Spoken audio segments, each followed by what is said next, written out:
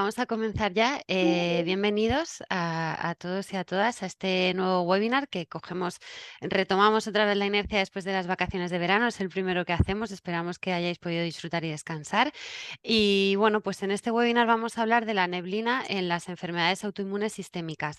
Contamos con la colaboración de 12 asociaciones de pacientes. Vais a ver sus logos por aquí. Yo no voy a decir los nombres porque aparte que me llevaría mucho tiempo, caigo en el error de comerme alguno y esto no lo puedo hacer. Así que nada, nuestro agradecimiento a ellas por ayudarnos a elaborar este webinar y voy a dar la bienvenida a las personas que veis por aquí que me van a acompañar también, al doctor Rodrigo Aguirre, reumatólogo en el Hospital Universitario Lucus Augusti de Lugo. Bienvenido. Buenas tardes a todos y a todas. A Sandra Ros, ella es psicóloga en el Hospital Universitario de la Santa Creu y Sant Pau de Barcelona. ¿Qué tal, Sandra? Muy bien, bueno, contenta de estar aquí con vosotros. Gracias, porque además Sandra es repetidora. Ya le tuvimos en la otra vuelta al cole, la tuvimos con nosotros en algún webinar. Y tenemos también a Gustavo Amorós, él es presidente de SAF España y también está aquí como representante de pacientes con enfermedades autoinmunes sistémicas. ¿Qué tal, Gustavo? Muy bien, buenas tardes a todos y gracias por acompañarnos. Nada, muchas gracias a vosotros. Recuerdo un poco por si hay alguien nuevo o por si tenemos el verano, nos ha hecho olvidarnos de cómo funcionan estos webinars. Sabéis que primero vamos a hacer un tiempo de debate, de responder preguntas y de, bueno, pues de plantear algunas cosas y luego también nos podéis mandar preguntas que os puedan surgir al chat, ¿vale? Las preguntas no tienen que ser escritas por el chat del webinar porque, bueno, no funciona muy bien a veces la cámara, el micrófono y demás, entonces preferimos que sea por escrito y así nos aseguramos de que nos llega todo. Si os parece, para meternos en harina, Rodrigo, vamos a, por si acaso hay alguien despistado, en vez de meternos ya en materia de la neblina, vamos a hablar un poquito, a dar unas pinceladas, ¿no? Dentro de las 200 enfermedades reumáticas o más de 200 que existen, hay un grupo que son las enfermedades autoinmunes sistémicas y aunque son muy diferentes entre ellas, incluso los reumatólogos insistís en que dentro de la misma patología, ¿no? Que tiene el nombre y apellido, el diagnóstico igual es distinto en cada paciente, pero ponnos un poco en contexto de estas enfermedades autoinmunes sistémicas, ¿qué tienen en común? Mm. Bueno, pues gracias a todos por estar aquí. Pues las enfermedades autoinmunes sistémicas son aquellas en las que básicamente el sistema inmunitario del paciente ataca a tejidos de su propio cuerpo, que puede ser la piel, articulaciones, riñón, etcétera.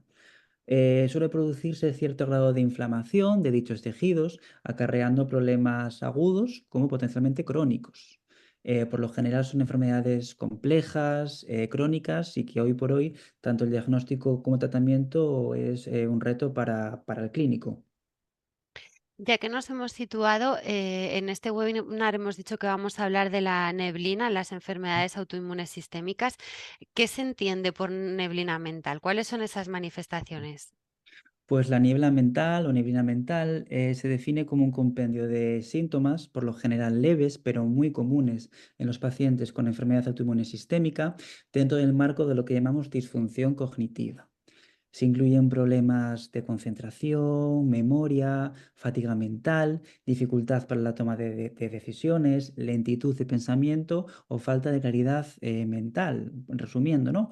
De ahí el nombre. El paciente muchas veces lo describe como que tiene una niebla mental a través de la cual le cuesta navegar, no ve más allá de por esta niebla, le cuesta moverse, le cuesta pensar. Una paciente una vez me lo describió de una forma muy característica y es como si estuviera en un tarro de mermelada, porque esta paciente se encontraba rodeada de un líquido espeso eh, que, que dificultaba cualquier movimiento o cualquier proceso mental.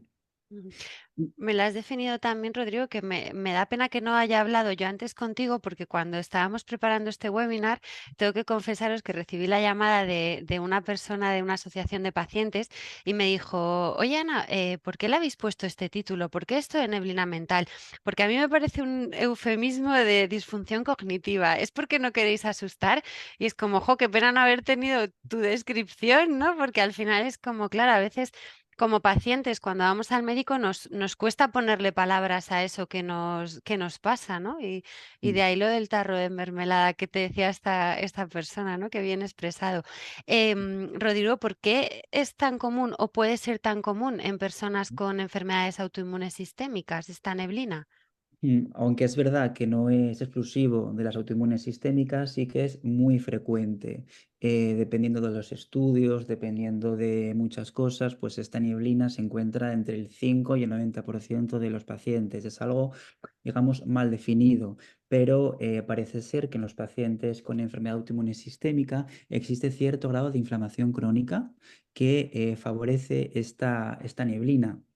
Además, otras enfermedades pueden favorecer la nieblina, sean autoinmunes o no. Es muy frecuente que un paciente con una enfermedad autoinmune tenga una segunda. Lo más frecuente es que sea un problema de tiroides. Un hipertiroidismo, un hipotiroidismo de cualquier etiología, pues puede agravar esta sintomatología. Incluso nuestros propios tratamientos. Como sabemos todos, los corticoides son la causa y la solución de todos los problemas. Son muy buenos y muy acertados para ciertos momentos, para cierta sintomatología, pero no es raro que un paciente con corticoides, sobre todo a partir de cierta dosis, pues presente síntomas de ansiedad, de hiperexcitabilidad mental. Entonces, bueno, es todo siempre un compendio. Y además hay que recordar que los pacientes con enfermedad autoinmune sistémica pues tienen un estrés sobreañadido. Este estrés, incluso el dolor crónico, ¿no? Puede dificultar o alterar mucho la calidad de vida del paciente, ya en la propia higiene del sueño. Un paciente con ansiedad, un paciente con dolor, pues va a dormir peor y todos sabemos lo catastrófico que es no mantener una correcta higiene del sueño. Entonces, es, digamos, multifactorial. Ujú. Y al final Decía, hay una parte, perdona, al final también hay una parte importante que es todo este deterioro cognitivo, como decía Rodrigo, impacta de una forma muy importante en la calidad de vida del paciente y también hay un deterioro emocional. Es decir, si yo me estoy sintiendo que no soy capaz de seguir que no me siento capaz de seguir una conversación, ¿no? Este embotamiento que describen los pacientes, esta lentitud, esta falta atencional muchas veces que requieren, hacen que también se vayan desconectando y que vayan dejando de ponerse a prueba en situaciones sociales, en tu rendimiento profesional, laboral, académico, y eso también va a generar pues seguramente como consecuencia esta ansiedad o estos sentimientos de tristeza que llegamos a diagnosticar como trastornos adaptativos, ¿no? Es decir, que al final es una cosa que, ¿no? Toda esta parte cognitiva no es solo cognitiva, sino que también traslada y afecta a esa esfera emocional del propio paciente. ujú. Iba a decir, mencionado, o sea, ha comentado antes Rodrigo que entre un 5 y un 90% de los pacientes, Gustavo, tú por desgracia te encuentras en ese porcentaje de pacientes. ¿Cómo una persona que tiene diagnosticada una enfermedad autoinmune empieza a ser consciente o cómo se da cuenta de que estás sufriendo un episodio de neblina lúpica o algo extraño? ¿Cómo puedes empezar a saber o a notar que te está pasando algo? Lo primero es que cuando te diagnostican un tipo de estas enfermedades, la gran mayoría son desconocidas para la población general. Ese es el primer paso. Entonces, eso ya te supone de entrada un shock. Luego, el empezar a comprender la sintomatología dentro de todo el grupo de las enfermedades autoinmunes sistémicas, que es muy variada. Entonces, cuando se te presenta el tema de la neblina, pues es una situación complicada porque prácticamente la mayoría de la población general no ha oído hablar de esta sintomatología, no es conocida, no es una sintomatología que nadie conozca. Entonces, salvo que tengas contacto con otro tipo de pacientes, otros tipos de afectados, por ejemplo, en una asociación de pacientes, la cual puedas compartir, pues ni el propio paciente inicialmente sabe lo que le está pasando. Y luego también es cierto que no todos los profesionales sanitarios están especializados como el doctor Aguirre o Sandra y ni la comprenden ni la entienden. Entonces, todos no han tenido formación sobre ello, por eso es muy importante dar a conocer las enfermedades autoinmunes sistémicas y sobre todo la sintomatología que tenemos en común muchas de ellas, claro, Ujú. porque es muy difícil gestionarlo. Sandra, ha mencionado Gustavo dos elementos, ¿no? que yo creo que van claramente a tu consulta de psicología, ¿no? Para poder tratarlos. Por un lado, él ha dicho que cuando te diagnostican una de estas enfermedades te quedas en un shock emocional y luego también ha hablado de esa empatía social, ¿no? De cómo las personas que no están diagnosticadas a tu alrededor entienden o no los síntomas o a lo mejor tratan de entenderlo, pero no van a llegar a entenderlo lo suficiente, ¿no?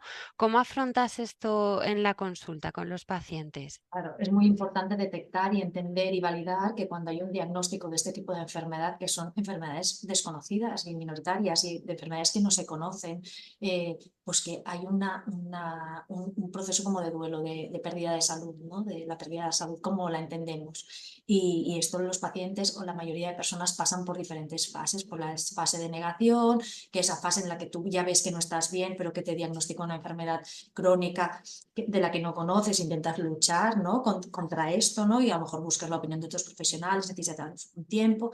Luego, pues hay diferentes fases para ir afrontando la enfermedad, ¿no? Hasta aceptar. Aceptar quiere decir convivir con la enfermedad, pero hay una fase de enfado, ¿no? De rabia, del por qué me ha pasado a mí, ¿no? de esta inquietud que muchas veces pues, proyectan hacia el profesional sanitario, hacia el entorno, hacia la familia. Luego una etapa de tristeza y luego poco a poco, ¿no? O sea, el entender el por qué me pasa a mí, ¿no? ¿Qué he hecho yo para tener esta fase como muy de culpa? Y luego poco a poco entras en una fase de negociación y de aceptación. Y esto es un proceso que todos los profesionales debemos conocer para entender dónde está ubicado ese paciente, en qué fase emocional está. Esto nos va a ayudar a acompañarle de una forma mucho más proactiva y de una forma mucho más empática, por supuesto, porque necesitan de estas fases para poder convivir con la enfermedad.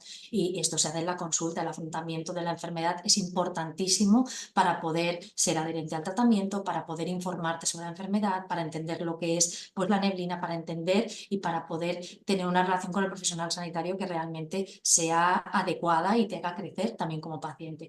Y luego hay una parte de concienciación general, que es que al final hablamos de síntomas, estos síntomas cognitivos los comparten en parte también la depresión y en parte la ansiedad y en parte otras enfermedades. Un poco diferentes, pero a nivel global es compartido y muchas veces el entorno lo que quiere es activar al paciente y entonces a la persona y lo que hace es quitar valor a todo esto, ¿no? Bueno, no es que no te enteres, es que no estás atento, o es que tienes que dormir más, o es que tienes que apuntarte las cosas. O sea, es como que al final pues tienes que encontrar la forma de afrontar, ¿no? Es como intentar como, en vez de validar y pues intentar como motivar al paciente cuando pues la persona seguramente no puede.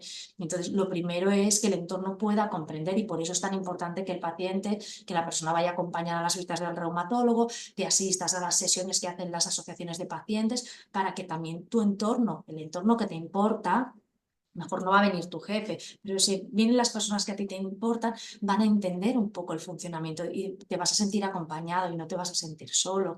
Y el ir a las asociaciones, poder hablar con otras personas que estén pasando, que han pasado por tu misma situación, también ayuda un montón. Este sentimiento de soledad, y esto solo me pasa a mí.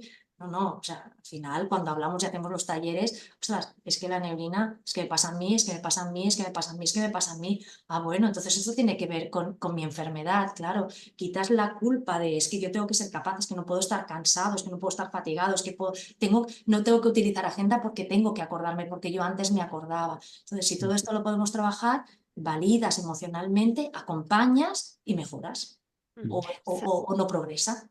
Sandra, Yo en lo creo que... Sí, no, Didi, Rodrigo. no, que estoy muy de acuerdo con lo que dice Sandra, que para mí muy importante es tener un tipo de red, ¿no? Estas personas que te acompañan. Y además yo creo que a nivel de sociedad tenemos, sobre todo, parafraseando a Sandra, una asignatura pendiente con el duelo de cualquier tipo. Es muy llamativo que por el fallecimiento de un familiar solo te den 2 días. Por poner un ejemplo, ¿no? Que eso es algo que a mí siempre me llama muchísima atención. Y estos problemas que son a nivel mental, etcétera, a nivel social son muy difíciles de, en cierto modo, empatizar, porque tenemos esta mentalidad social de establecer como sinónimos el estar sano con producir. Entonces, realmente el sistema, la sociedad quiere pacientes sanos, entendidos como pacientes con gente que produzca. Si estás listo para producir, estás listo, ya no estás enfermo. Y toda esta carga mental, todos estos problemas cognitivos como muchas veces no son visibles, como no eleva parámetros en analítica, como no puedes ver una artritis, como no puedes ver lesiones lúpicas en la piel, pues son muy difíciles de entender y para muchas personas es muy difícil de empatizar con ellas, porque por desgracia lo que no se nombra no existe. Ujú. Y dentro de eso, entender ciertas cosas a nivel poblacional es muy complicado. Entonces yo creo que esto es importante remarcarlo, que al fin y al cabo también a nivel social existe un hándicap muy importante. Ujú.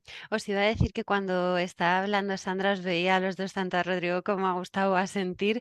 Gustavo, ¿verdad que sería maravilloso que pudiéramos inocular esta empatía social que tienen A ver, tanto Rodrigo como Sandra al resto de población? eh, muchas personas querrán saber cómo poder gestionar la neblina o qué podemos hacer para controlarla. Pues lo primero es que la gente la comprenda. Lo primero es la empatía por parte de la sociedad total, del entorno. El primero es laboral, el familiar y el social, los tres. O sea, es imprescindible porque cuanta menos empatía hay, más neblina hay. Va totalmente proporcional, porque cuanto menos te comprenden, peor. O sea, esos embotamientos crecen más porque tú estás intentando hacer algún tipo de tarea cotidiana en tu casa o haciendo una maleta o cualquier tipo de historia, y cuanto menos te comprenden las personas que hay a tu alrededor, peor. Más surge y más vamos a ello. Entonces, ese sería un buen tip para poder gestionar la neblina. Y bueno, lo que ha comentado Rodrigo, ¿no? Pues que es muy difícil de objetivarla, pero que existe. Es difícil de objetivarla, pero los pacientes no la inventamos. Muchas veces tenemos la sensación de que cuando hablamos con determinadas personas, parece que como la neblina, como que la inventamos, o que a mí también me pasa, o a mí también se me olvidan las cosas, pero claro, no se te olvidan las cosas de la forma que se me olvidan a mí. Por favor, a nadie se nos ocurriría cuando vemos a una persona que se ha roto una pierna que yo también cojeo, ¿no? Pues a lo mejor me he pasado con la comparativa, pero eh, seamos un poco empáticos. Mm. Yo creo que no te has pasado, que se visualiza así muy bien. De hecho, estoy echando un ojo a lo que nos van poniendo en el chat y hay varios comentarios. Bueno, aparte de que os agradecen el que estéis hoy aquí y os dan la enhorabuena por lo bien que os estáis expresando y sobre todo, bueno, pues por tratar este tema que a veces no es tan usual, ¿no? El hablar de la neblina en estas enfermedades.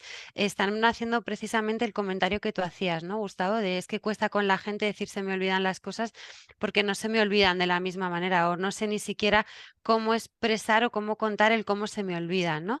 Ha salido también por ahí, lo habéis mencionado, la higiene del sueño. ¿Qué importancia tiene el cumplir con unas horas de descanso o qué hábitos, aparte del dormir bien, pueden favorecer el que la neblina, pues bueno, haga su aparición, pero o se pueda sobrellevar mejor o esa aparición sea más leve, si puede ser? Yo Sandra, sí. creo que lo habitual, o sea, llevar una vida saludable como tal, es fundamental para esto, tanto una alimentación equilibrada con una dieta mediterránea, que mejor que una dieta mediterránea para una alimentación equilibrada, ejercicio físico adaptado a las posibilidades del paciente, porque hay que reconocer que estos pacientes muchas veces tenemos limitaciones orgánicas y físicas, pero el tener una limitación física o orgánica no te limita a hacer ejercicio adaptado a tu situación. Una higiene del sueño, es fundamental el descansar, un descanso ordenado, regular e incluso, lo voy a decir, soy paciente, si no puedes dormir, tienes que acudir a tu médico o a tu profesional sanitario para tratar esa falta de sueño. No tenemos que alarmarnos con ello. O sea, el médico nos va a intentar ayudar para tener un sueño reparador y que sea sano para nosotros. Y también la gestión del estrés, evidentemente. Los entornos estresantes son verdaderamente el enemigo fundamental de la neblina, por lo menos en los casos que yo conozco. Sandra, como profesional, ¿tú qué claves les sueles dar a los pacientes que llegan a tu consulta porque tienen esta neblina? Bueno, fíjate que la neblina, ahora un poco siguiendo lo que decía Gustavo, las rutinas son importantísimas porque disminuyen la carga mental. Fíjate que hablábamos que una de las principales dificultades relacionadas con esta alteración cognitiva es las funciones ejecutivas, es el planear y el organizar.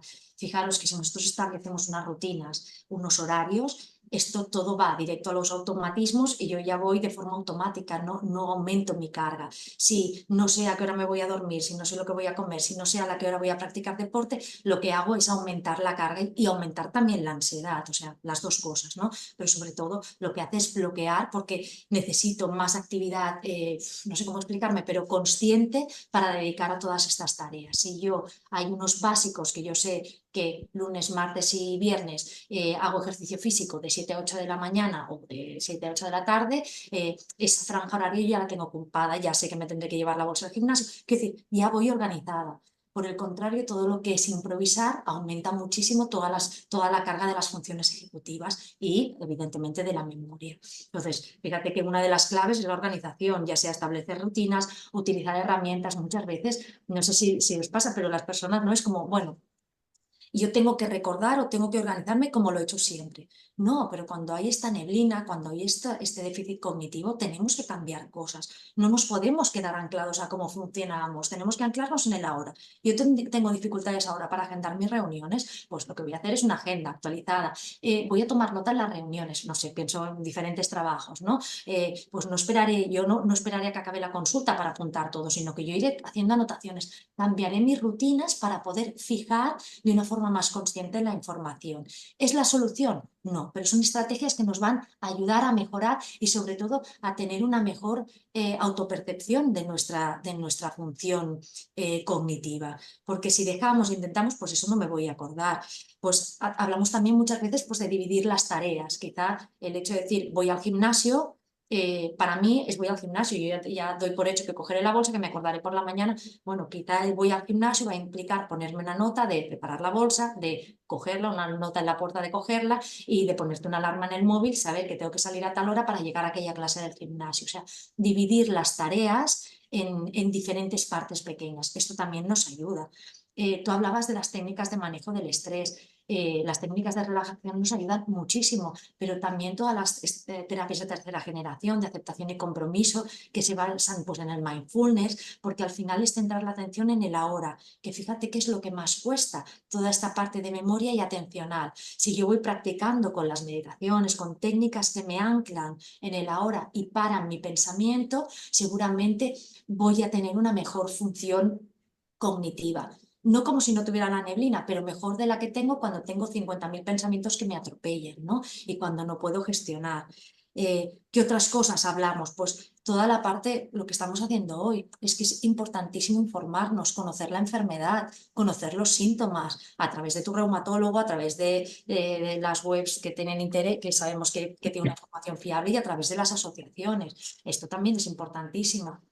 No sé, más claves, pues la rehabilitación cognitiva, que no la hemos mencionado hasta ahora, pero los programas de rehabilitación cognitiva se van a centrar en entrenar la atención, entrenar la memoria, en todo pruebas, muchas que a veces parecen como, bueno, un poco como sencillas, pues puede ser pues hacer sopas de letras o sudokus, y otras que se pueden elaborar en la consulta que son más complejas, pero que hacen que en vez de rendirte, ¿no? Y decir, bueno, no puedo, es, bueno, no puedo hacer esto que es complejo, pero puedo hacer esto que es un poco más simple de forma habitual, y es igual que entrenamos en el ejercicio físico, entrenar toda esta función cognitiva. ¿Me vais a permitir que haga un inciso técnico? Porque, bueno, deciros que somos más de 250 personas conectadas, que nos están llegando pues muchas enhorabuenas y muchos agradecimientos, pero también me han llegado alguna persona que no es capaz de escribir en el chat. Si no sois capaces de escribir en el chat, hay otro apartado de preguntas y respuestas que también podéis escribir. Dentro de Zoom tenéis esas dos opciones, o bien en el chat o bien en preguntas y respuestas, pero ambos nos están llegando sin problema. Si alguien quiere escribir ahí y sigue sin poder, pues que pruebe a salir y volver a entrar, porque quizás es un problema técnico de su ordenador, ¿vale? Pero tenemos esas dos opciones. Y después de este inciso técnico, os hago una pregunta. Nosotros en la SER tenemos una campaña, ¿no?, que se llama A todos es a todos, pues para visibilizar de alguna manera que las enfermedades reumáticas no discriminan, ¿no?, que da igual pues tu sexo, tu edad, tu profesión, el lugar en el que vivas, nos pueden afectar a cualquier persona. No sé si dentro de este síntoma que estamos hablando, ¿no?, de esta manifestación de la neblina, hay un perfil de paciente que puede verse más afectado, o hay algún estudio en el que, bueno, pues se vea que a lo mejor a las mujeres más o a los niños menos, o si hay algún perfil. Ujú. Pues efectivamente, la enfermedad autoinmune no reconoce edad, país, sexo, toda persona puede verse afectada por esas enfermedades autoinmunes pero bueno, dentro de las enfermedades autoinmunes, pues como sabemos, la gran mayoría son mujeres, así que por pura estadística, aquellas más afectadas van a ser ellas, ¿no? También dentro de las edades, todos pueden verse afectados. Sí que hay un cierto perfil, no sé qué opinará Sandra, entre los 40 y 60 años, en la que es más frecuente la neblina lúpica. Y luego, a mayor gravedad de la enfermedad, peor es la neblina, ¿no? De hecho, está muy relacionado un brote de la enfermedad con un empeoramiento de la neblina, ¿no? Entonces, es muy importante también detectar cuando el paciente tiene un brote activo de su enfermedad, por ejemplo, del lupus, pues tratar ese brote mejora la neblina. También hay cierto componente, aunque no es global, temporal. Los pacientes suelen encontrarse mejor en verano, periodos estivales, con menor estrés laboral, personal, y empeoran también en temporada de otoño-invierno. Ujú. Y por supuesto, aquellas enfermedades concomitantes pueden agravar mucho esta neblina. No solo hablo de depresión, ansiedad, como he dicho, una diabetes mal controlada puede favorecer la disfunción cognitiva en pacientes, ¿no? O cualquier otra enfermedad, cualquier tratamiento, unos fármacos llamados anticolinérgicos, pues todo va sumando poquito a poquito a esta montaña que es la neblina. Y desde aquí quería comentar un poquito, añadir a lo que decían Sandra y Gustavo, que el estrés y los cambios en los horarios empeoran no solo la neblina, sino la enfermedad autoinmune en sí. Entonces, un paciente, además yo lo he visto, pacientes, compañeros médicos que tienen una autoinmune, enfermería, que trabajan a turnos, se encuentran peor, brotan más. Ya no hablo de la neblina, hablo de la propia enfermedad autoinmune, la falta de horarios, la desorganización horaria que hablan los compañeros de salud mental es horrible para este tipo de enfermedades, que uno, empeora la enfermedad así y dos, la actividad, como dije, empeora la neblina. Y esto, por desgracia, es muy complicado en algunos aspectos. Deja el trabajo, búscate otro. Pues a lo mejor esa persona no tiene ninguna opción. Entonces, como digo, siempre hay un componente social que nos va a costar mucho luchar contra él, porque tenemos que cambiar toda la estructura capitalista muy centrada en la producción, que es muy complicado de tratar. Otro elemento, aparte de ejercicio, que yo soy un disco rayado, y que no sé si algún paciente mío está aquí, pero yo siempre insisto muchísimo en el ejercicio, son los hábitos tóxicos. Por desgracia, el tabaco y el alcohol, todos sabemos que son nocivos, no hace falta que se lo diga a nadie, pero muchas veces, seguramente Sandra me apoya, son mecanismos de afrontar el estrés. Y, por ejemplo, el alcohol, aunque si vemos una copa 2 parece que dormimos mejor, en realidad no. Hacemos un sueño menos profundo, hacemos un sueño menos reparador. Entonces, en esto hay que hacer mucho hincapié. Y repito, a veces es muy complicado separar estas cosas, porque para el paciente es un mecanismo que le ayuda a gestionar el estrés de su propia vida, de su propia enfermedad, pero a su vez la empeora. Entonces, creo que es también importante hacer hincapié en este aspecto. Ujú. Me has respondido a la siguiente pregunta que te iba a hacer, porque bueno, nos ha llegado un comentario de una persona que tiene síndrome de Sjögren y entonces nos decía que, bueno, que nunca había visto o nunca había sentido manifestaciones de este déficit cognitivo, de esta neblina, hasta ahora, que ha sido por un problema familiar, ¿no? Y luego también, pues te iba a preguntar precisamente eso, ¿no? Si este, al igual que otros síntomas, a veces pues aparecen en brotes y luego desaparecen, o si la enfermedad está en remisión, pues la neblina desaparece y es algo que no tiene por qué estar siempre presente. Y aquí también aprovecho, bueno, pues para preguntarle a Sandra como psicóloga, ¿no? ¿Cómo manejamos ese estrés, ¿no? Un paciente que, pues como la persona esta que nos decía, ¿no? De yo a raíz de un problema familiar me he dado cuenta de que he empezado a manifestar, pues esto de que se me olviden cosas, de que tenga como, bueno, pues más problemas a la hora de coordinar los pensamientos, ¿no? Que tenga un vacío mental.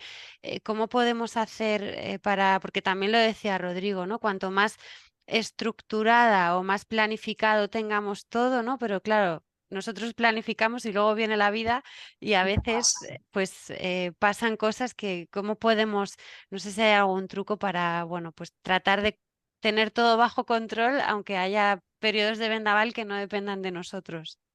Bueno, yo creo que aceptar que la vida no la podemos tener bajo control, entonces dentro de las situaciones no sé decirte cuál es la solución, no para esta paciente, pero lo que sí que te diría es, bueno, a veces la vida te arrolla, tenemos que intentar mantener a salvo nuestras estructuras vitales, que para uno será el sueño, para otro será el ejercicio físico, ¿no? Ver cuál es tu pilar y a ese pilar centrarte y luego ya irás expandiendo. A lo mejor intentar no estar nerviosa o no estar triste en un proceso de duelo, en un proceso de un conflicto familiar, pues eso va a ser imposible. Pues ya sabemos que aquí vamos a pagar unas consecuencias, pero intentar como, ¿no? Resetear, volver al origen, qué es lo que me va bien, qué es lo que puedo aportar en estas situaciones. Yo creo que en muchas ocasiones lo que está indicado es la psicoterapia, porque la psicoterapia, ya sea con toda la base cognitivo-conductual, lo que nos va a ayudar es a limitar lo que depende de mí, lo que depende del otro, a tener un pensamiento que sea un pensamiento adaptativo, que no tengamos estas distorsiones cognitivas de lo que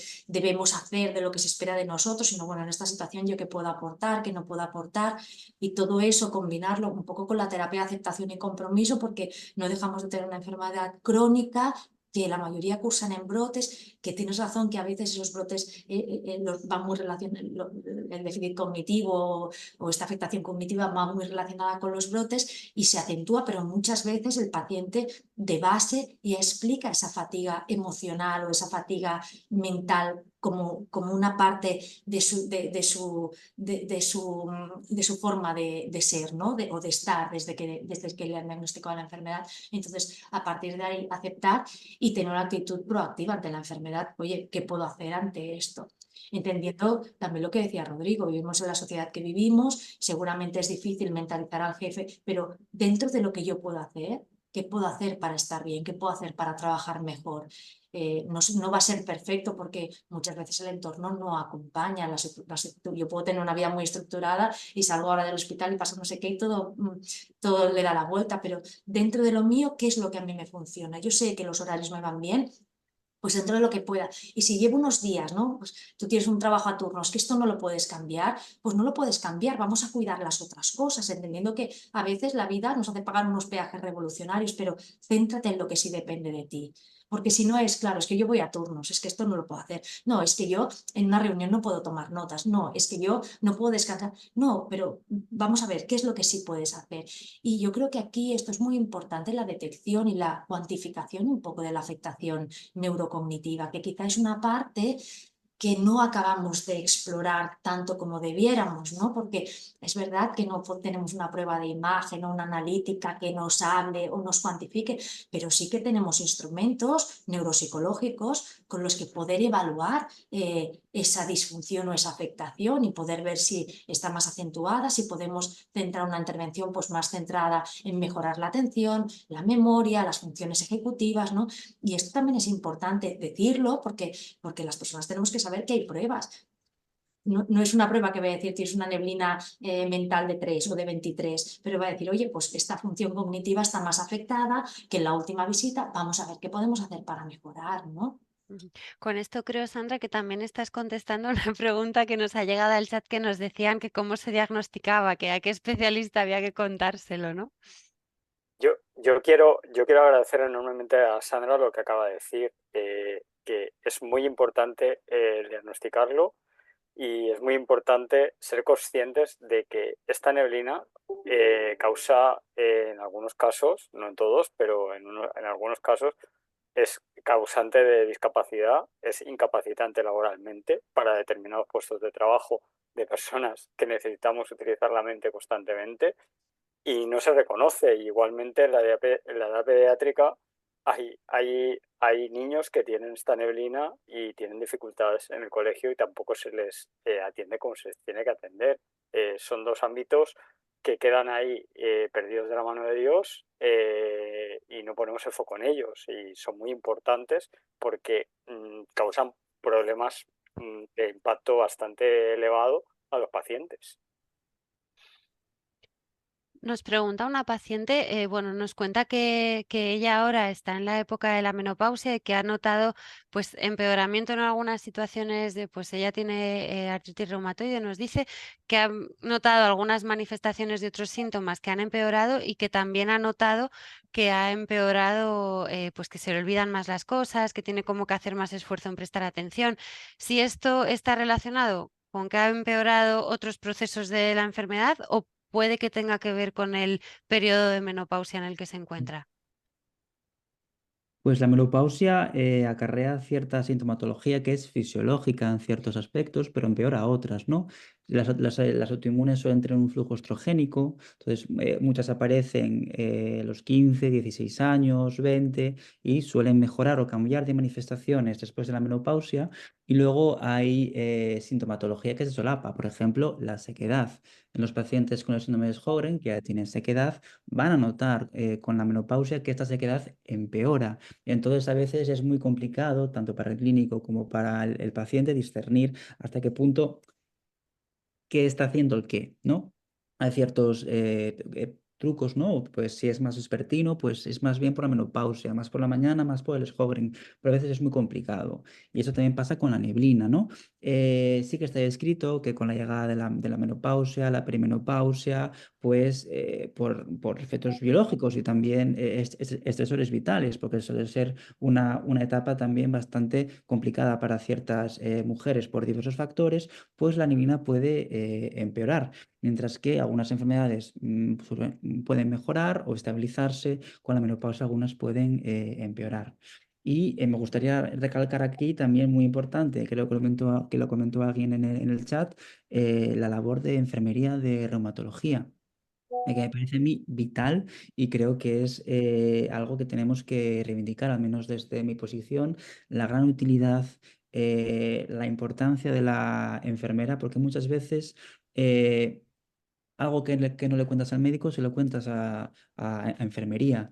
Y la enfermería pues tiene otra formación, tiene otras opciones terapéuticas que nosotros pues no tenemos. Y me gustaría reivindicarlo porque me parece súper importante. Así pues, pero también psicología y neuropsicología. Yo creo que el futuro de la medicina, especialmente en las autoinmunes sistémicas, es el comité multidisciplinar, porque hay que saber que una persona está limitada y cuantos más cerebros, cuanto más conocimiento de distintos campos se porte sobre la mesa, pues mucho mejor. Mm, Porque yo, por ejemplo, como reumatólogo, no tengo tanto entrenamiento para detectar alteraciones cognitivas, porque me he mm. formado en X cosas. Sin embargo, psicólogo, neuropsicólogo, psiquiatra, enfermería, pues tiene otras habilidades que siempre son útiles a la hora de ayudar al paciente. Nos agradecen que hayamos mencionado a la enfermería por el chat, pero bueno, esto es algo que es verdad que desde la Sociedad Española de Reumatología reivindicamos mucho, ¿no? En que ojalá y en todos los servicios de reumatología la enfermera fuese una enfermera especializada, porque se nota mucha diferencia cuando se cuenta con esa persona a cuando no, ¿no? La atención al paciente mejora muchísimo con ellas. Estoy viendo también que hay muchos comentarios en los que, bueno, pues preocupa si este déficit cognitivo, ¿no? Si esta neblina de la que estamos hablando tiene algún tipo de relación con la demencia, ¿no? Hay gente que nos habla de mi abuelo tenía Alzheimer y entonces estoy preocupado de si esta neblina me puede llevar a... ¿Hay algún tipo de estudio o algo que podamos pues quizá tranquilizar, ¿no? De alguna forma a estas personas que piensan que esto pues puede acabar en otro tipo de demencia? Bueno, no, yo creo que son áreas sea, sí que es verdad que cuando hablamos de estas dificultades, de este deterioro cognitivo, hay áreas que están relacionadas con las demencias, pero en el caso de las alteraciones que nosotros encontramos, incluso para diagnosticarlas, lo evaluamos dentro del deterioro cognitivo leve. Leve no quiere decir que no tenga una carga en el día a día de nuestros pacientes, pero es alejado del patrón de las demencias. Yo creo que aquí lo que más vemos es el compromiso en la atención, ¿no? Toda la parte de la fatiga mental, la dificultad en la expresión del pensamiento, la parte más ejecutiva, pero hay otras áreas, la visopercepción, otras áreas que están más centradas en las demencias que no las vemos alteradas ni en los grados, evidentemente, ni en las funciones. O sea que yo, quiero decir, no por tener una neblina lúpica vas a tener una demencia, no, lo valoramos como como un deterioro cognitivo, pero leve, porque claro, un Alzheimer sería una alteración, no una demencia. Yo creo que son líneas diferentes. O sea, las funciones son las mismas, pero el nivel de afectación es muy diferente. Nos llega una pregunta por parte de una asociación de pacientes en la que nos dicen que ellos han detectado que a partir de los 45-50 años hay un perfil de personas a las que les cuesta ir al psicólogo porque les cuesta romper. Fijaros que yo pensaba que esta barrera, ¿no? con el COVID se había roto, con todo lo que hablamos ahora de salud mental, tenía la percepción de que ya se había roto, ¿no? Bueno, pues ir al psicólogo se había normalizado, pero nos escriben por aquí que no, que han detectado, pues eso, que entre los 45 y 50 años haya personas que las cuesta porque no están locos, ¿no? Porque es como ver yo al psicólogo. ¿Qué le podemos decir o cómo podrían ellos, pues, invitar a estas personas, ¿no? A que realmente el psicólogo es necesario y es un especialista más, ¿no? Es como si nos duele algo y vamos para que nos den un analgésico, pues, ¿no? Normalizar. Bueno, yo creo que es verdad que el estigma todavía existe y yo creo que en los pacientes más jóvenes, adolescentes, adultos jóvenes, esto ya está más normalizado. También hay estigma, pero creo que acuden más. Pero es verdad que hay franjas de edad que a las personas les cuesta más, sobre todo porque asocian la figura del psicólogo a las patologías mentales graves, ¿no? Pues con una esquizofrenia o con un trastorno de personalidad. Fijaros que la intervención que nosotros hacemos es dentro de la psicología de la salud, ¿no? Que es toda la afectación emocional que tiene la persona con otra enfermedad médica a nivel psicológico por el impacto de esta enfermedad crónica, ¿no? O sea, al final lo que vemos aquí es toda la parte reactiva. A mí me diagnostican una enfermedad, tengo que afrontarla, me genera incertidumbre, me genera miedos, me genera cambios en mi día a día y necesito estrategias de afrontamiento y necesito paliar toda esta ansiedad y esta tristeza que genera la pérdida. Y es aquí donde entramos el psicólogo. Bueno, yo creo que al final poco a poco la sociedad se va mentalizando. Yo creo que para el reumatólogo, nos explicarás tú mejor, Rodrigo, pero yo creo que es súper importante. Yo, mis compañeros, pues siempre abordan un poco pues, el tema de si descansan bien, si se sienten pues, más nerviosos, si están pasando periodo de estrés y si alguna de estas preguntas o pasan muchas veces instrumentos fáciles de cribado de síntomas de ansiedad y depresión y si dan positivos o si en la entrevista clínica pues ven que hay una clínica de sufrimiento, pues esto es, mira, pues nosotros en el servicio tenemos una psicóloga que se dedica pues, a personas que como tú padecen enfermedades autoinmunes y que te puede ayudar un poco a afrontar toda esta situación. Y es verdad que la derivación es mucho más fácil de picar en la puerta de al lado que no seguramente ir a salud mental, que ahí pues cuesta un poco más. Bueno, tenemos que ir hablando de la salud mental, yo creo que tampoco queda otra, ¿no? No sé.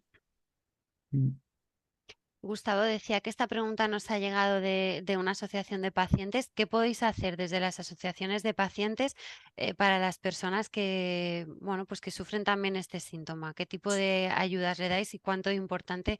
Bueno, nosotros siempre también lo decimos, ¿no? Que hay que recetar asociacionismo, o sea, que sabemos cuánto importantes sois, pero por si acaso hay alguien de los que estén conectados que no formen parte de ninguna asociación de pacientes, vamos a hacer un poco de publi de todas vosotras, de estas Pues 12 y de todas, las, de lo que os podéis ofrecer. las asociaciones de pacientes, nosotros siempre decimos que llegan donde el sistema sanitario, el Sistema Nacional de Salud no llega muchas veces, ¿no? Muchas veces tenemos que cubrir huecos que deja el Sistema Nacional de Salud que no se pueden atender, en este caso el tema de la salud mental o la atención psicológica o la atención psicosocial. La gran mayoría de las asociaciones disponemos de trabajadores sociales y también de psicólogos, al igual que otro tipo de terapias, logopedas o un montón de terapias que se cubren cuando el Sistema Nacional de Salud no llega. Y aparte de eso, también el acompañamiento entre iguales, lógicamente, porque igualmente nosotros decimos que Rodrigo evidentemente sabe mucho de la patología que yo tengo, porque él ha estudiado una carrera científica con unas validaciones, pero nosotros la experiencia del paciente la tenemos. Rodrigo no sabe lo que es sentir, para suerte suya y desgracia nuestra, ¿no?, de lo que nos ocurre o lo que nos está pasando. Entonces, las asociaciones de pacientes muchas veces acogemos a los pacientes cuando llegan, que están totalmente perdidos. Les damos unas pautas muy básicas desde la experiencia paciente, aparte de que trabajamos con los profesionales sociosanitarios que cubren ese hueco que deja el Sistema Nacional de Salud. Pero para nosotros la atención psicológica, la salud mental es fundamental, lógicamente. Bueno, durante el webinar, como van a ver los logos de las 12 asociaciones que nos acompañáis en ahí ya, aunque todos los que estamos aquí hablamos de enfermedades autoinmunes, pues cada una estáis especializados en una. Ahí lo pueden poner en Google, os encuentran y pueden entrar en contacto con cada una de vosotras. Nos preguntan también por el chat si hay algún estudio científico que aborde los problemas cognitivos en las enfermedades autoinmunes sistémicas, y también aquí pues aprovecho yo para colar la pregunta de cómo está ahora en investigación, o sea, ¿qué pensáis que puede pasar en los próximos años con esto de lo que estamos hablando? Mm. Pues sí, existen muchos estudios que intentan sobre todo describir, ¿no? Son estudios descriptivos de qué sienten estos pacientes, qué sintomatología tienen estos pacientes con la enfermedad autoinmune sistémica. Se utilizan distintos tests, de los que seguro Sandra sabe muchísimo más que yo, como el stroke de concentración, Mini-Mental, escala Webster de memoria, el FACIT de fatiga, pero el problema que existe a nivel de investigación es la heterogeneidad a la hora de valorar a estos pacientes, porque, como dije, no es fácil medir la fatiga, medir las alteraciones de concentración, y no siempre tenemos la oportunidad. Yo vengo de un hospital muy pequeñito, que es el de Lugo, no contamos con psicólogos especializados, con neuropsicólogos, yo no tengo ni la formación ni el tiempo para realizar estos test, que también hace falta interpretarlos. Entonces, respecto a investigación, hay mucho que hacer, se está haciendo, pero lo primero es saber exactamente a lo que nos enfrentamos, porque en investigación es muy importante cuantificar de una manera homogénea para así poder hacer estudios de mayor calidad. Porque no es lo mismo casi de boca a boca, pues yo tengo un paciente que le fue bien, a mí me va bien esto, yo tengo un grupo de pacientes que tal, si no lo estandarizamos, si no lo homogenizamos para comparar grupos de pacientes y comprobar verdaderamente los efectos de X o Y. De X o Y fármacos, X o Y intervenciones. Entonces, sí hay estudios y creo que se va a hacer cada vez más importante, ¿no? Va a haber cada vez más estudios, va a haber cada vez más interés sobre una patología que a mí me parece muy importante que se investigue porque es muy probable. Y como dije antes, un poco entre bambalinas, siempre hay una desconexión del clínico con el paciente. Quizás a nosotros de primeras nos interesa más que el paciente no tenga artritis, que tenga una analítica perfecta, y al paciente a lo mejor no le interesa o le da igual que el complemento esté más bajo. A él o a ella lo que le interesa es esta fatiga, esta neblina que tiene, y a veces pues esto se traduce en que quizás nosotros enfocamos en la investigación en cosas que nosotros como facultativos damos más prioridad y no tanto a la prioridad que dan los pacientes. Entonces yo creo que aquí se está produciendo un poquito un cambio de paradigma más que necesario. Ujú. Nos ha llegado también una pregunta, el COVID ha tenido que hacer su aparición también en este webinar, y nos preguntan si podría tener que ver o si hay algún estudio en el que se hayan visto diferencias en esta neblina, ¿no? Entre pacientes con enfermedades autoinmunes que han pasado el COVID y personas que no han tenido COVID.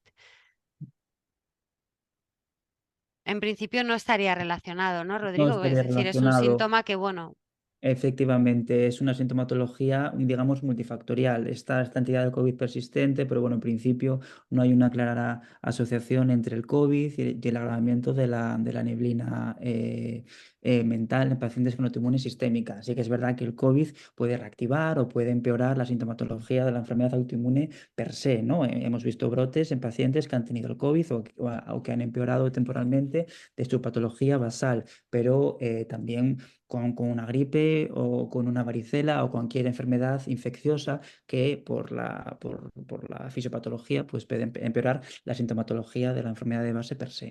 ujú. Estoy viendo en el chat también que hay algunas preguntas que ya hemos contestado. Como queda poquito tiempo, no las vamos a volver a repetir porque el webinar se va a quedar grabado y lo vamos a compartir tanto en el canal de YouTube de la Sociedad Española de Reumatología como en la página web de inforreuma.com, como en las 12 asociaciones que nos acompañan en este webinar, con lo cual pues vais a poder volver a verlo, pararos en lo que queráis si queréis coger alguna nota y eso, estoy viendo preguntas que ya hemos contestado.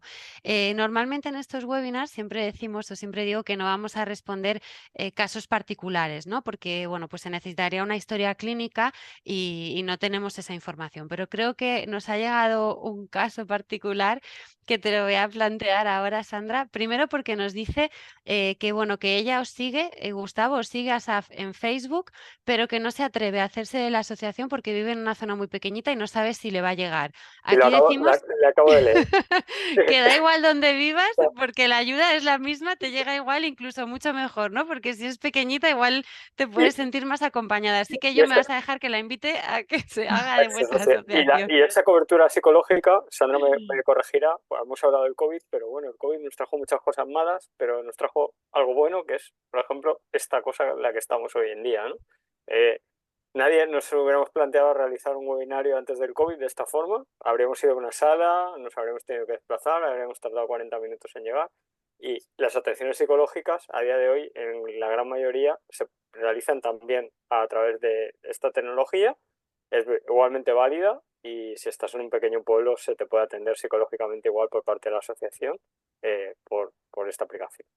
Bueno, pues lo primero, sí. Además con psicólogos expertos En ello. que entienden y comprenden la enfermedad, que yo creo que muchas veces lo difícil a lo mejor es encontrar un interlocutor, ¿no? Que entienda cuando habláis de la neblina, cuando habláis de las cosas que pasa con la enfermedad. Entonces los psicólogos que trabajan en las asociaciones, ostras, tienen este expertise, que trabajan solo con personas que tienen la misma sintomatología que tú, o sea, que seguro que os pueden ayudar mucho. Y realmente la atención psicológica online, que antes del COVID era impensable y que a mí me ha costado un poco, todo tengo que decirlo, y ahora estamos encantados. Casi un 40% de las consultas que hacemos en el hospital a nivel de psicología, de mi consulta personal, de mi consulta de atención a malaltías reumatológicas, es online. Y permite pues, al paciente joven que no se tiene que desplazar, que tú tienes el hospital que te toca cerca de tu casa y no cerca del trabajo. Quiero decir que, y la efectividad vemos que es la misma. Un momento, porque esta no era la consulta, el tipo de ayuda que le vamos a dar, la vamos a intentar ayudar en su caso particular, porque además me ha mandado una definición, ¿no? De lo que ella dice que para ella la neblina es como si su cerebro se metiera en un tupper y no dejara ni salir ni entrar información. Y te decía, Sandra, que quizá le podríamos dar algún tipo de ayuda, pero que también puede servir a otras personas del chat, porque ella nos cuenta que es maestra y que, claro, que le cuesta mucho encontrar la concentración para poder estudiar, para poder preparar las clases, ¿no? Las actividades, que si, bueno, no sé si podemos darle algún tipo de ayuda o algún tip rápido que pueda ayudar en ese estudio, ¿no? En ese sentarse y, bueno, pues a pesar de que tú nada te acompañe, ¿no? Tu cerebro no te acompañe, decir, necesito concentrarme, porque igual esto lo tengo que hacer para mañana quiera o no. Es difícil, ¿eh? Quiero decir, es difícil dar porque, claro, tenemos que saber un poco de dónde partimos, de qué le está pasando a ella en su vida, qué es lo que necesita a nivel atencional, cuál es su nivel basal, ¿no? De atención, de memoria, de concentración. Pero yo lo que le diría es que intente seccionar, dividir las tareas, ¿no? Yo creo que es súper importante el poder clasificar, empezar por cosas que sean sencillas, primeras lecturas, los tips que damos a nivel general de concentración, primera lectura, luego paramos, descansamos un poco y luego vamos leyendo a trozos e intentando entender y comprender. No siempre es fácil, también piensa que cuando tenemos esta neblina, esta dificultad de concentración, esta dificultad para introducir la información dentro nuestro, también aumenta mucho el estrés, porque lo que estoy viendo es que no puedo, ¿no? Y lo que te dice el paciente en la consulta es: tengo que leerme un párrafo 150 veces, no me puedo expresar, comprendo, pero a veces no puedo expresar lo que he leído, no comprendo, no me estoy enterando de nada, vuelvo y vuelvo constantemente. Entonces, es verdad que no hay un tip que digas, haz esto y resolverá, pero es verdad que con estrategias como el mindfulness, el centrarse en el ahora y seccionar un poco, ¿no? Dividir las tareas, le pueden ayudar, pero yo creo que lo que necesita es ver, hacer una foto de cómo está y luego ir trabajando en las diferentes áreas. Ujú. Bueno, yo creo que si os parece lo vamos a dejar aquí porque quedan ya unos minutitos para la hora, ¿no? Y yo creo que, bueno, pues agradeceros a vosotros el tiempo y vamos a respetar también el tiempo de quienes nos están siguiendo en directo. Insisto que esto se queda grabado, se puede volver a ver y podéis contactar tanto con las asociaciones de pacientes como con la Sociedad Española de Reumatología. Si vemos necesario, se puede volver a hacer otro webinar. Y si os parece, antes de cerrar, vamos a dar alguna clave, algún consejo, algo que queráis cada uno de vosotros para cerrar, ¿no? Y que pueda ayudar en este día a día a las personas con enfermedades autoinmunes sistémicas que conviven también con la neblina. Deciros que nos agradecen mucho que hayamos hablado de este tema, ¿no? Que hayamos como roto ese techo de cristal, que parece que nunca se habla de esto, sobre todo también en la parte de la empatía en el entorno laboral, ¿no? Que nos hayamos salido un poco de lo que es la consulta del hospital y de la parte pues más clínica, ¿no? Porque al final es un problema que a las personas les afecta en su vida del día a día, pues con su familia, con sus amigos, con su trabajo, etcétera. Nos dicen por aquí que da gusto escucharos, yo lo corroboro, da gusto escucharos y no sé quién de los tres queréis empezar. También, bueno, en esto podemos o darles unas claves, ¿no? De resumen de lo que hemos hablado, pues que pueden ser beneficiosas, ¿no? Para poder sobrellevarlo mejor o para poder convivir con ello y también podemos repetirles pues cómo se puede explicar, porque esto también es algo en lo que nos han incidido mucho a través del chat, ¿no? Es que estoy cansado de escuchar que a mí también se me olvidan las cosas. No sé quién de los tres queréis empezar. Empiezo yo, si queréis. Nada, recordar que las enfermedades autoinmunes sistémicas son complejas, tanto de diagnosticar como, por supuesto, de tenerla. Y es una disciplina, es un grupo de enfermedades de las que aún no sabemos mucho. ¿Vale? No tenemos muchas veces biomarcadores, que son marcadores en la sangre, que indican actividad de las enfermedades y a lo mejor simplemente en esto o con diversas patologías o sintomatología es un déficit técnico. Aún no tenemos las herramientas para diagnosticar de manera fehaciente ciertas cosas, incluida la neblina. De aquí a 30, 40, 50 años o menos, a lo mejor descubrimos un anticuerpo que favorezca esta niebla mental. Entonces, que no sepamos o que no podamos objetivarlo ahora no significa que no podamos en el futuro. Que es complicado, que la neblina lúpica es muy complicada de entender, muy complicada de expresar, pero yo creo que es muy importante sentirte validado, tanto por los profesionales sanitarios, por la sociedad, por tu red de apoyo, que me parece súper importante, que a nivel individual se puede hacer mucho por esta enfermedad y que, bueno, que siempre es muy importante, al fin y al cabo, ser amable con uno mismo, que es muy complejo y que ya es bastante duro sufrir una autoinmune o una niebla mental como para culpabilizarte o para flagelarte por algo que tienes. Yo quiero decir que la neblina es un daño orgánico que se produce en nuestro propio cuerpo como tal, que eso hay que dejarlo claro, y que es muy importante el autocuidado por parte del paciente. Es fundamental para ello el autocuidado, el utilizar todo lo que está a nuestro alcance para mejorar la enfermedad, y para ello es imprescindible el conocer la enfermedad. No podemos tener autocuidado si no la conocemos. Para ello están los profesionales sanitarios que nos pueden ayudar y también las asociaciones de pacientes. Pues yo recogiendo un poco lo que decía Rodrigo y Gustavo, la verdad es que lo que me gustaría es felicitaros porque convivir con estas enfermedades y con la neblina no es tarea fácil.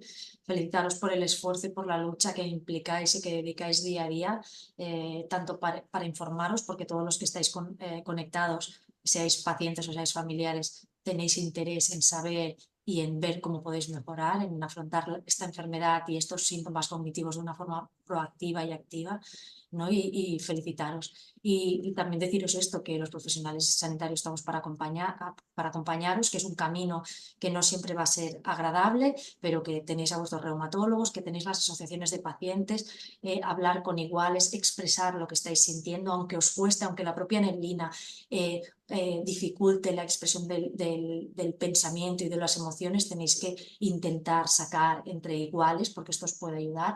Y sobre todo, pues también recordar que la salud mental está presente, que los profesionales, los psicólogos y psiquiatras, pues estamos también para acompañaros en este camino para poder afrontar la enfermedad y estos déficits cognitivos pues de una forma pues más adaptativa. Lo vamos a dejar aquí. Voy a cerrar este webinar con un último mensaje que nos ha llegado y que dice: muchísimas gracias por este webinar y enhorabuena por vuestro trabajo. Yo le traslado esto a Rodrigo Aguirre, reumatólogo en el Hospital Universitario Lucus Augusti, a Sandra Ross, psicóloga en el Hospital Universitario de la Santa Creu y Sant Pau, a Gustavo Amorós, presidente de SAF, pero también a las 12 asociaciones que nos han ayudado y que colaboran con este webinar, y a las más de 250 personas que habéis estado conectadas desde el principio hasta el final, porque este webinar en realidad es cosa de todos, ¿no? La comunicación, si no la hacemos en equipo y si no hablamos de este tema, ¿no? Que han llegado muchos agradecimientos porque es un tema que casi nunca se habla de él. Pues bueno, aquí tenemos a 3 valientes que nos han dicho que sí a dar la cara y a hablar sobre ello, pero si no hubierais estado esas asociaciones que también colaboráis con este webinar y todas las personas que lo estáis viendo y quien lo vea a posteriori, pues de nada serviría que tuviéramos a estos 3 valientes que nos dicen que sí, que abordamos este tema. Así que muchas gracias y os emplazo seguramente a otro, porque esto yo creo que nos va a dar mucho que hablar y ojalá en un futuro pues el siguiente webinar sea que ha mejorado la investigación y que este síntoma pues se puede tratar muchísimo mejor y puede facilitar la convivencia del día a día de los pacientes con él. Muchas gracias.